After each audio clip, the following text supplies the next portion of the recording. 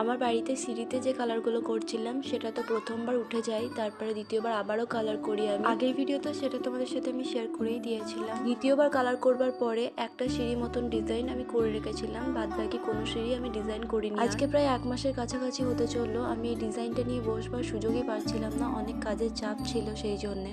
তাই আজকে আমি ভাবলাম ডিজাইনটা কিছুটা হলেও করে রাখি। আজ খুব অল্প কাজই করতে পেরেছি, খুব একটা বেশি কাজ করতে পারিনি। যতটাই করেছি আজকে কাজ ততটাই তোমাদের সাথে শেয়ার করে দিচ্ছি। প্রথম দিন তো দেখেইছিলে যে আমি চন্দন কালার দিয়ে ডিজাইনটা কমপ্লিট করছিলাম। গোটা সিঁড়িটাই আমি চন্দন কালার দিয়েই করবো, অন্য কোনো কালার মিক্সড করবো না। আমি চেষ্টা করব খুব তাড়াতাড়ি যেন তোমাদের সাথে এই সিঁড়িটা নিয়ে একটা লং ভিডিও শেয়ার করতে পারি। আজ এইটুকু দেখে জানিও যে কেমন লাগছে সিঁড়িটা। আর আজকের মতো এতটুকু, দেখা হচ্ছে নেক্সট কোনো ভিডিওতে।